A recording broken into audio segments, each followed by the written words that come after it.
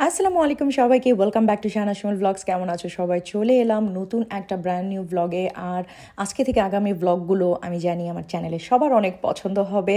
So আমি চলে এসেছি জার্মানিতে আসার আগের দিন কী করলাম আর জার্মানির প্রথম দিন কী করলাম সেটা নিয়েই থাকছে আজকের ব্লগ। চলো তাহলে আমরা ব্লগটা শুরু করি। বাট যেখান থেকে দেখছো, ইউটিউব থেকে দেখলে অবশ্যই আমার ব্লগ চ্যানেলটাকে সাবস্ক্রাইব করে নিবে। আর যদি তোমরা ফেসবুক থেকে দেখো তাহলে প্লিজ আমার ফেসবুক পেজটাকে একটা ফলো করতে ভুলো না। চলো আমরা ভিডিওটা শুরু করি। সকালবেলা ঘুম থেকে উঠেই নাস্তা কিনতে গিয়েছিলাম। সো নাস্তা কেনার সাথে সাথে যেটা করলাম, একবারে আমার এই অ্যাক্রিলিক্স নেলসগুলো তুলে ফেললাম, আর সেই সাথে আমি কিন্তু পেডিকিওরও করেছি। সো ভীষণ টায়ার্ড আমি অনেস্টলি। অ্যান্ড এই যে ক্রসন্ট কিনে এনেছি, কেনাকাটা করেছি, অ্যান্ড দেন আমার পেডিকিওর ডান, নেলসও তুলে ফেলছি। ভদ্র লোক আমি এখন। তোমাদের একটা ইন্টারেস্টিং কথা বলি, এই যে দেখো আমার নেলস এখন কত সুন্দর লাগছে না? দেখে মনে হচ্ছে যে ওয়াও, নেলস ভালোই তো লাগছে, অরিজিনাল নেলসও তো খারাপ না। বাট আমার এই নেলস হচ্ছে একদমই লাইক কিরকম আমি বলি, ডোন্ট নো বুঝাইতে পারবো কিনা, একদমই soft, it's like paper thin, ঠিক আছে? সো যখনই তোমরা অ্যাক্রিলিক করাবা, এটা মাথায় রেখো যে তোমাদের অ্যাকচুয়াল নেইল বেড পুরো ধ্বংস হয়ে যাবে। মানে আমার এটা মোটামুটি ঝুলতেছে এখন, এই নেলটা যে কোনো সময় এগুলো চলে যাবে। তো আমি যেটা করবো, একটু পরে আমি এটা বাফ করে আরো ছোট করে ফেলবো। পসিবল হলে just normal false nails use করো, যেটা ঠাস করে তুলে ফেলা যায়। আমি ওগুলো পরি না, কারণ আমার নেলস একটু ডিফারেন্ট শেপের। বোঝা যাবে কিনা দাঁড়াও বুঝে। আচ্ছা, আমার হাত একটু ড্রাই লাগছে, তার কারণ হচ্ছে আমার হাত একটু হোয়াইট ড্রাই লাগছে, কারণ এই যে এগুলো হচ্ছে অ্যাসিটনে ডুবানো ছিল তো হাত অনেকক্ষণ, এই জন্য। এই যে দেখো নেলস আস্তে আস্তে ভেঙে আসবে। আচ্ছা, কোলাজেন খেলে ঠিক হয়ে যায় আস্তে আস্তে। বাট এখন আমি তোমাদের দেখাই আমার নেলসের কি অবস্থা। এই যে এই নেলসটা তোমাদের সাথে আমি শেয়ার করি। এই যে দেখো নেলসের এখানে দাগটা, আর নেলসের সামনের অংশটা দেখো একটু উঁচা টাইপের, যেটা কিনা আমার বাকি নেলস এমন না। সো এই আঙ্গুলটা না, আমার ছোটবেলায় আমার খালামণির সাথে খেলতে I don't know what happened and how it happened, আমি সুন্দর মতো আঙ্গুলটা টিউবওয়েলের মধ্যে দিয়ে দিছিলাম। সো সেই জন্য আমার আঙ্গুলের এই অবস্থা। সো আমার এই নেলসে কোনো ফেক নেলস কোনোদিনও বসে না। সো আর আমার নেলসের সাথে অলওয়েজ লাইক অ্যাক্রিলিকটা যায়। সো যখন করার দরকার আমি অ্যাক্রিলিক করি, দ্যাটস ইট। সো এখন আবার 2-3 সপ্তাহ লাগবে আমার এই নেলস প্রপার রিকভারি স্টেজে আসতে।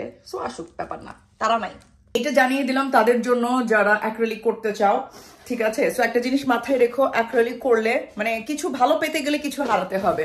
তোমার নেলস সুন্দর দেখাতে হলে তোমার অ্যাকচুয়াল নেলস নষ্ট হবে, কিছু করার নাই।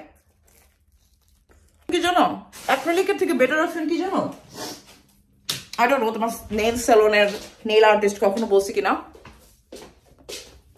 অ্যাক্রিলিকের থেকে বেটার অপশন হচ্ছে শেলাক। শেলাক যদি করাও নেলসের থেকে, মানে ইয়ার থেকে বেটার, কি বলে তোমার অ্যাক্রিলিকের থেকে বেটার। আমার এই রুমের লাইটিংটা দেখছো কত বাজে, কেমন জানি লাগে আমাকে। আর নর্মাল লাইটিং দেখো, মানে ওই রুমটা হচ্ছে ডে লাইট, আর এটা জাস্ট আমার নর্মাল লাইট, আমার রুমের লাইট।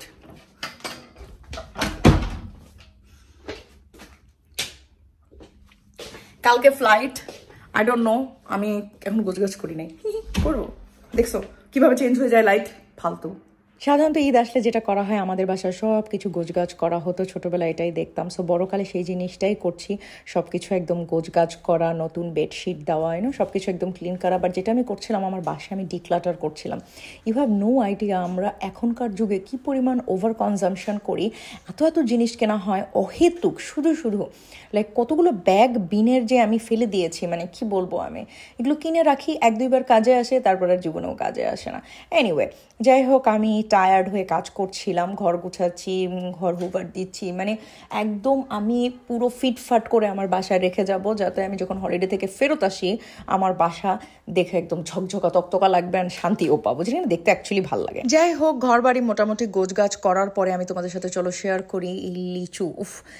ইউকেতে লিচু আসলে বছরে 1বার বা 2বারই পাওয়া যায়, খুব বেশি পাওয়া যায় না। বাংলাদেশ থেকে আসার অন্য যে লিচুগুলো পাওয়া যায়, যেগুলো বাংলাদেশি না, ওগুলো আমার খেতে মজা লাগে না। সেগুলো খুবই মিষ্টি ছিল। রহমান ভাইয়া, যার প্রজেক্টে আমি কিছুদিন আগে কাজ করেছি একটা শর্ট ফিল্মে, উনি আমাকে ফ্রুট দিয়ে গেছেন। So that was really nice of him. তো আমি ওনাকে বলছিলাম যে ভাইয়া, এটার রিজিক শুধু আমার না, এটার রিজিক আরও মানুষ আছে। অ্যান্ড আমি যেটা চিন্তা করলাম যে যেহেতু পরের দিন আমি জার্মানিতে যাব, সো আমি সাথে লিচুগুলো নিয়ে যাব, যেহেতু বাংলাদেশি লিচু একদম টসা বড় সাইজের অ্যান্ড ভেরি সুইট। সো যাই হোক, আমি এখানে লিচু খাচ্ছিলাম অ্যান্ড বকবক করছিলাম, ওই বকবকগুলো আর দিলাম না, ঠিক আছে? চলো ফাস্ট ফরওয়ার্ড করি নেক্সট ডেতে। যাই হোক, সকাল সকাল উঠে যেতে বাধ্য হই আমি প্রতিদিন, কারণ দেখতেই পাচ্ছ ভোর 6:30টায় আমার রুম এতটাই আলোকিত থাকে। এরপর আমি বের হয়েছি আরও পরে, দুপুরের দিকে আমি বের হয়েছিলাম। এখানে নিজেদের লাগেজ নিজেরাই দিয়ে দিতে হয়, মানে লাগেজে হচ্ছে স্টিকার টিকার সব নিজেরাই করতে হয়। তারপরে লাগেজটা নিজেরাই বেল্টে দিয়ে দেওয়া যায়, সুইচ আছে ওখানে, মানে অটোমেটিক পুরাটা। অ্যান্ড দেন আমি বসলাম, মানে ইমিগ্রেশনের ভেতরে চলে এসে আমি ইটসুতে বসলাম, বসে ভাবলাম যে কিছু খাই। তো তেরিয়াকি ভেজিটেবল নিয়েছিলাম, পিঙ্ক একটা সুন্দর চামচ ছিল, বাট তেরিয়াকি ভেজিটেবল রাইসটা খুবই ফালতু ছিল।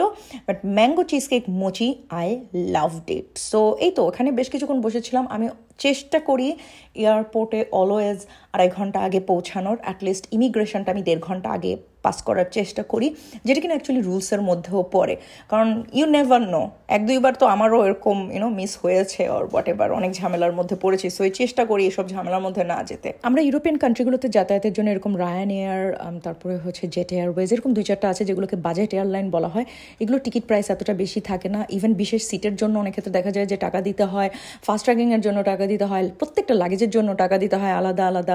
সো কোনো একটা কারণে মানে ইউরোপের অনেক কান্ট্রি আছে যেগুলোতে অফ সিজনের টাইমগুলোতে দেখলে এমনও পাওয়া যায় যে 9 পাউন্ড 5 পাউন্ডের টিকিট, বাট এই যে সিট হাবি যাবি ট্যাক্স ম্যাক্স বাড়াতে বাড়াতে মোটামুটি বেড়ে যায়, বাট তারপর খুব একটা বাড়ে না। কিন্তু ইউকে টু জার্মানি আমি কখনোই মনে হয় দেখলাম না যে সস্তায় আমি কোনো টিকিট পেলাম, মানে মিনিমামটাই আমি দেখেছি 150 পাউন্ডে। যাই হোক, আমি বের হয়ে লাগেজ নিলাম, লাগেজ নিয়ে আমি শাওনদের পেয়ে গেলাম।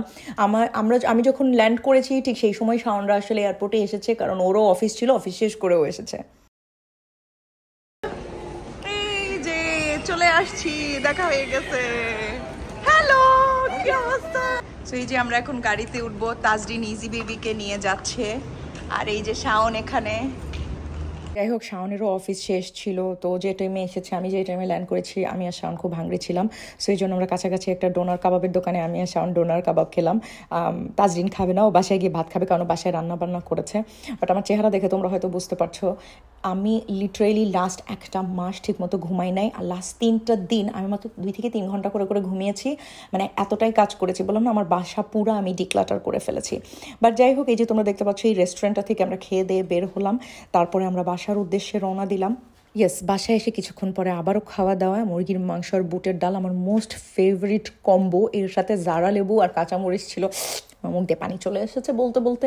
ভয়েস ওভারটা শেষ করে আমি আবার খাওয়া দাওয়া করতে যাবো।